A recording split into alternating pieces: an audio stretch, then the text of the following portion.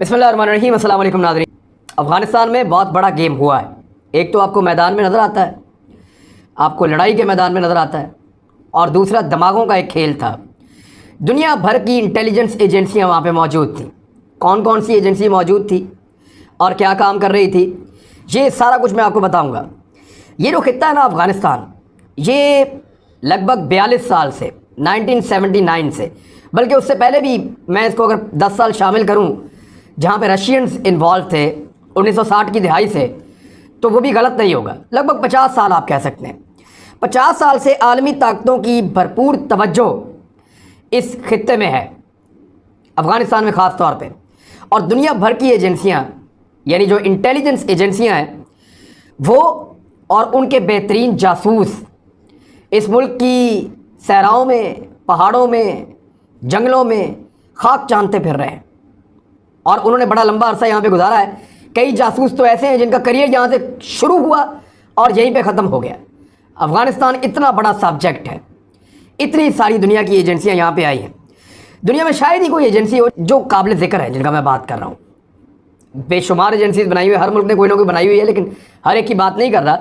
दुनिया की जो बड़ी इंटेलिजेंस एजेंसीज हैं, उनमें कोई भी ऐसी नहीं है जिसके जासूस या जिसका नेटवर्क अफ़गानिस्तान तक ना पहुँचा हो और वो इस सरजमीन पर ना उतरे हों।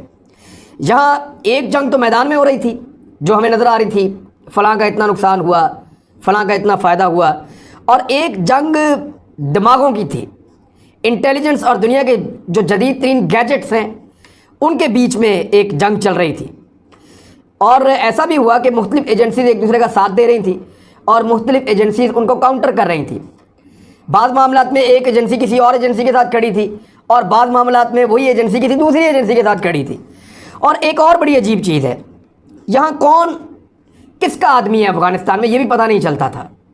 आपने डुअल एजेंट का नाम सुना होगा, डबल एजेंट, यानी एक आदमी है एक वक्त में एक एजेंसी के लिए काम कर रहा है और उसी वक्त में दूसरी एजेंसी के लिए भी काम कर रहा है। लेकिन यहाँ अफ़गानिस्तान में आपको हैरत होगी कि ऐसे बहुत सारे एजेंट थे या ऐसे बहुत सारे लोग थे जो 2 से ज़्यादा एजेंसियों के लिए भी काम कर रहे थे। ट्रिपल एजेंट या इससे ज़्यादा मुल्कों के लिए, उनकी एजेंसियों के लिए काम कर रहे थे, और कोई किसी पे एतबार नहीं करता था। ख़ास तौर पे वो लोग जो तिजारत करते, ट्रांसपोर्टर्स हैं या चलते फिरते आदमी हैं या अफ़गानिस्तान के तूल अर्ज़ में आते जाते हैं, उन तमाम लोगों को शक की नज़र से देखा जाता था। जो सरकार में बैठे हैं उनको भी शक की नज़र से देखा जाता था। कोई अपना गेम किसी दूसरे को बताता नहीं था। यानी अमेरिका को, फरिश्तों को भी नहीं पता था कि अशरफ गनी ऐसे भाग जाएगा, और कोई एक्सपेक्ट भी नहीं कर सकता था वो कैसा भागा है। यानी हर एक की अपनी गेम थी, वो अपने तरीके से खेल रहा था और हर एजेंसी अपना अपना रोल प्ले कर रही थी। अब हम आते हैं कि यहाँ पे कितने मुल्कों की एजेंसियाँ थी, वो क्या काम कर रही थी और कौन सी एजेंसी कामयाब रही, किसने कामयाबी हासिल की, या किसके नाम के डंके बज रहे हैं, किसने दूसरों को धूल चटाई। तो इसमें हार जीत के मराहिल आए हैं। बाद औक़ात कोई एजेंसी हावी थी, कोई नीचे जा रही थी, कोई ऊपर आ रही थी। अल्टीमेटली जिसके हक में नतीजा निकलता है वही विनर होता है और बाकी सारे लूज़र्स। अमेरिका की CIA यहाँ पे मौजूद थी, जिसके सबसे ज़्यादा एजेंट एक दौर में यहाँ पे रहे हैं। CIA ने बड़े लंबे अरसे से यहाँ पे काम किया है। वो तब से आ गए थे जब रशियंस थे यहाँ पे, रूस ने जब हमला किया उससे पहले वो वहाँ मौजूद थे। उसके बाद उन्होंने यहाँ पे जहादी तैयार किए पाकिस्तान के साथ मिलकर। तो CIA एक दौर में ISI के साथ मिलकर काम करती थी, पाकिस्तान की इंटेलिजेंस एजेंसी। लेकिन गुज़िश्ता चंद सालों में CIA क्या काम कर रही थी, ये अमेरिका की एजेंसी है, सेंट्रल इंटेलिजेंस एजेंसी इसका नाम है।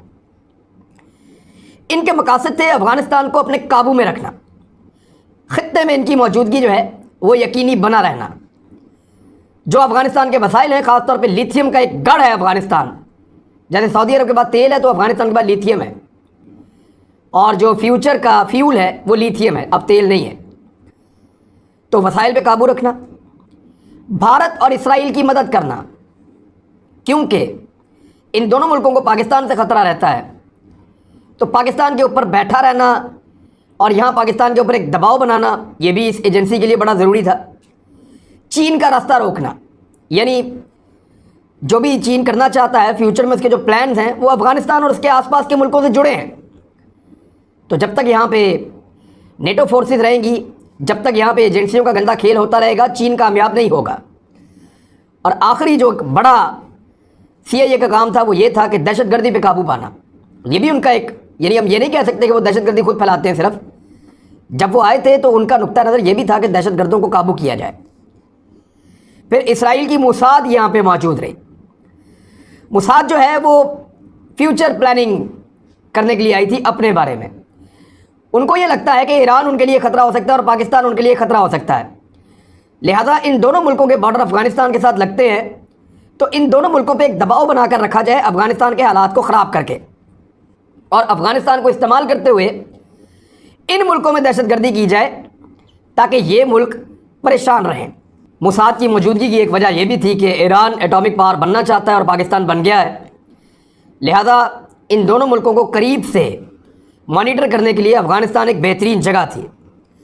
اور ایک اور چیز بھی ہے، اسرائیل یہ جانتا ہے کہ نبی اکرم صلی اللہ علیہ وآلہ وسلم کی احادیث کو مسلمان بڑے اچھے طریقے سے مانتے ہیں، اور کچھ احادیث ایسی موجود ہیں جن کی روشنی میں جو آخری لشکر مسلمانوں کا ہوگا وہ یہاں سے نکلے گا، لہذا اس لیے بھی اس خطے کو وہ اہمیت دیتا ہے اور موساد کی یہاں پہ ضرورت محسوس کی جاتی تھی۔ موساد اس لیے یہاں پہ آیا۔ روس کی GRU اس وقت سب سے بڑی انٹیلیجنس ایجنسی ہے۔ اس سے پہلے اور ایجنسیاں بھی کام کر رہی تھی روس کی یہاں پہ، روس کی بہت ساری انٹیلیجنس ایجنسیز رہی ہیں، سوویت یونین کے ٹائم پہ بڑی تگڑی ان کی انٹیلیجنس تھی، وہ یہاں کام کرتے رہے ہیں، لیکن مین انٹیلیجنس ایجنسی اس کا نام ہے GRU۔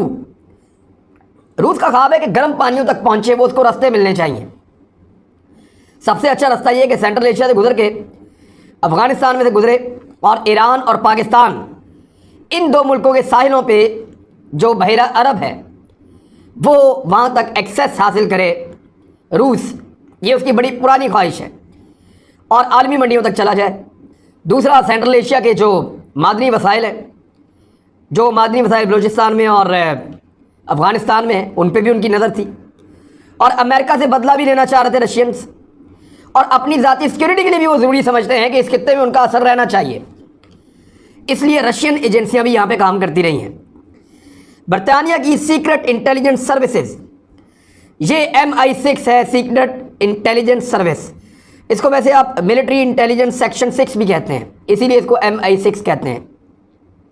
یہ امریکی اتحادی اور جو امریکہ کرنے آیا تھا وہ یہ کرنے آئے تھے، یہ چائنا کے انٹرسٹ کے خلاف ویسٹ کے انٹرسٹ کا تحفظ کرنا ان کا مین کام تھا، اور دہشت گردی کے خلاف ایک جنگ لڑنا، کیونکہ امریکہ ان کو یہ کہہ کر لایا تھا، تو یہ سارے بھی یہاں پہ موجود تھے۔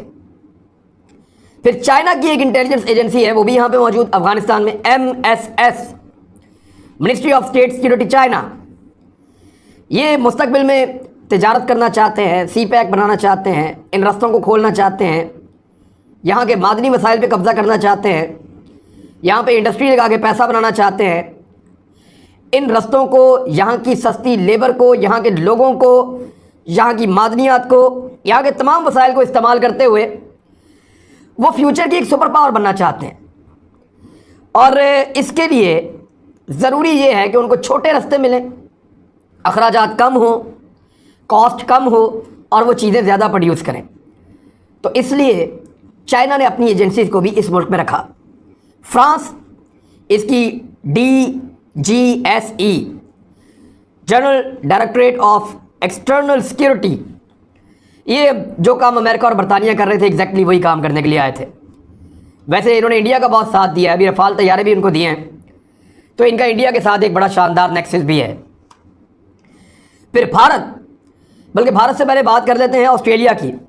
Australian secret intelligence service ASIS، یہ امریکہ، بھارت اور برطانیہ کے ساتھی ہیں، اور یہ کوارڈ گروپ میں بھی شامل ہیں، یعنی اس میں آسٹریلیا ہے، جاپان ہے، انڈیا ہے، امریکہ ہے، اور یہ چین کے خلاف ایک بڑا اتحاد جہاں پہ بھی قائم ہوتا ہے اس کا حصہ بن جاتے ہیں۔ تو ان کے بھی مفاد وہی تھے جو ویسٹ کے مفاد تھے، مغربی ممالک کے جو مفاد تھے۔ پھر آ جائے بھارت میں، ان کی RAW ہے، RAW، research and analysis wing. یہ پاکستان کو دوسری طرف سے مصروف رکھنا چاہ رہے تھے۔ پاکستان کی جو مشرق والی سرحد ہے اس پہ بھارت ہے، جو مغرب والی سرحد ہے اس پہ افغانستان ہے۔ تو ان کا مقصد یہ تھا کہ اس سے پہلے کہ پاکستان کشمیر کے معاملے پہ دیگر معاملات پہ جب بھی ہمارے مقابلے میں آتا رہا تو ایک ٹف ٹائم رہا، تو کیوں نہ پاکستان کو مغربی بارڈر سے انگیج کیا جائے اور وہاں سے ان کے لیے مصیبت کھڑی کی جائے۔ تو اس ایجنسی نے بہت بڑی انویسٹمنٹ کی ہے، بڑا پیسہ خرچ کیا، درجنوں کیمپس بنائے، وہاں پہ دہشت گردوں کو ٹریننگ دی اور پاکستان کے اندر بے شمار دہشت گردی کے واقعات کرائے، ان کے ثبوت ہم نے دنیا کو دیے ہیں۔ پھر کشمیر سے عدم توجہ، یعنی جتنا یہاں پہ خون ریزی ہوگی افغانستان میں لوگ کشمیر پہ توجہ نہیں دیں گے، توجہ ہوگی افغانستان کی طرف۔ پھر امریکہ سے قربت کے لیے بھی انہوں نے کام کیا یہاں پہ بہت، اور انہوں نے امریکی ایجنسیوں کے ساتھ مل کر کام کیا، این ڈی ایس کے ساتھ۔ این ڈی ایس جو ہے وہ افغان انٹیلیجنس ایجنسی ہے، وہ بھی وہی کرتی رہی ہے جو سی آئی اے اور موساد کہتے رہے ہیں یا کرتے رہے ہیں۔ بہرحال یہ بھی چین کے لیے ایک رکاوٹ ڈالنا چاہ رہے تھے، ان کے مفادات بھی وہی ہیں جو ویسٹ کے ہیں، لیکن یہ یہاں کا واحد ملک ہے جو ویسٹ کے ساتھ جا کر کھڑا تھا۔ اب آ جائیں ایران کی طرف۔ ایران کی جو انٹیلیجنس ایجنسی ہے وہ MOIS، ministry of intelligence and security, یہ اپنی ملکی سیکیورٹی پہ بہت زیادہ فکر مند تھے۔ ان کو آئیڈیا تھا کہ ان کی اسرائیل کے ساتھ بھی چپکلش ہے، سعودی عرب کے ساتھ بھی ہے، تو یہ افغانستان کے اندر اپنا اثر رسوخ رکھنا چاہتے تھے ایرانی۔ ان کو یہ پتا تھا کہ یہ والا بارڈر ہم نے بالکل بھی غیر محفوظ نہیں ہونے دینا۔ اگر افغانستان کی طرف سے فکر مندی ہوئی تو ایران کی طاقت کم پڑ جائے گی اسرائیل اور باقی جو مخالفین ہیں ان کا سامنا کرنے کے لیے۔ پہلے ہی ان پر عالمی پابندیاں لگی ہوئی ہیں تو وہ بہت دباؤ میں ہے، اس لیے انہوں نے بڑا فوکس کیا، ان کی انٹیلیجنس ایجنسی نے افغانستان میں طالبان سے تعلقات بنائے۔ ایون ان کے اوپر الزام ہے کہ انہوں نے طالبان کو ہتھیار بھی دیے لڑنے کے لیے، اور ویسے بھی یہ ایک پراکسی ہمیشہ رکھتے ہیں سعودی عرب کے خلاف۔ پاکستان میں بھی ایک شیعہ سنی پراکسی ہے، ایک طرف ایران کے لوگ ہیں، ایک طرف سعودیہ کے لوگ ہیں، ایسے ہی یہ پراکسی جو ہے اس کو افغانستان میں بھی پالتے ہیں۔ تو ایران کا یہ رول تھا کہ سرحدی دباؤ سے بچنا اپنی سیکیورٹی کی وجہ سے، اور ایک پراکسی بھی رکھنا۔ اب بات کرتے ہیں اس انٹیلیجنس ایجنسی کی جس کو سارے ناکام قرار دے رہے تھے تھوڑا عرصہ پہلے تک، اور اب سارے تعریف کر رہے ہیں۔ سب سے پہلے تو بھارتی فوجی آفیسرز کیا کہہ رہے ہیں، ان کے کچھ بیانات میں نے سنے، میں عنوان آپ کے سامنے رکھ دیتا ہوں۔ بھارتی ریٹائر آفیسرز اس وقت یہ کہہ رہے ہیں کہ یہ کامیابی کسی اور کی نہیں ہے، یہ ISI کی کامیابی ہے، انٹر سروسز انٹیلیجنس، یہ پاکستان کی ہے۔ یہ میں نہیں کہہ رہا، یہ بھارتی کہہ رہے ہیں کہ پاکستان کی ISI نے تمام وارڈ لارڈز کو مجبور کیا اور ان کے ساتھ ایسی نیگوسیشنز کی کامیابی کے ساتھ کہ وہ سارے طالبان کا حصہ بن گئے، ان کے ساتھ معاہدہ کر لیا۔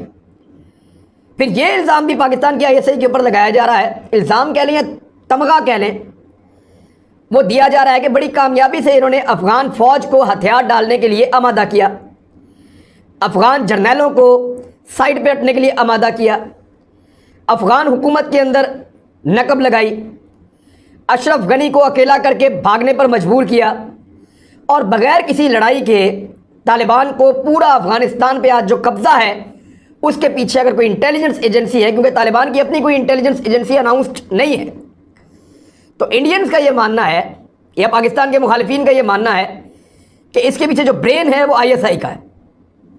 پاکستان نے ایسا کوئی کلیم نہیں کیا، لیکن سارے پاکستان کا اعتراف کر رہے ہیں، اور اس ایجنسی کے بارے میں یہ کہہ رہے ہیں کہ یہ ایک ایسی ایجنسی ہے جس نے واقعی میں دنیا کی ٹاپ کی ایجنسیز جن کے پاس شاندار گیجٹس سے سب کچھ تھا، نہ صرف ان کو افغانستان میں شکست دی بلکہ ایک ایسا ماحول بنا دیا ہے کہ جیسا یہ چاہ رہے ہیں ویسا افغانستان میں ہو رہا ہے۔ اب ISI کا وہاں پہ کام کیا تھا، اس طرف آ جاتے ہیں کہ پاکستان کی یہ بقا کا معاملہ تھا، ISI بھی یہ بات جانتی ہے۔ افغانستان سے آنے والی دہشت گردی کو روکنا، منشیات سمگلنگ کو روکنا، جو علیحدگی پسند پاکستان کے اندر گروپ بنائے جاتے ہیں ان کی امداد افغانستان سے ہوتی ہے، اس کو کاؤنٹر کرنا۔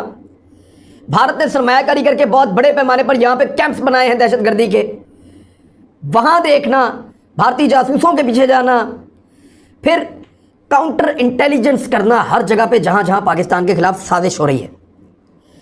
عالمی سطح پہ پاکستان کے امیج کو بہت برباد کیا گیا ہے، بہت تباہ کیا گیا ہے، لیکن اس کے باوجود سب لوگ یہ چیز تسلیم کرتے ہیں کہ دنیا کی درجنوں ایجنسیز افغانستان میں وہ نہیں کر پائیں جو ایک ایجنسی ISI نے افغانستان میں کیا ہے، اپنے ملک کو محفوظ بنانے کے لیے.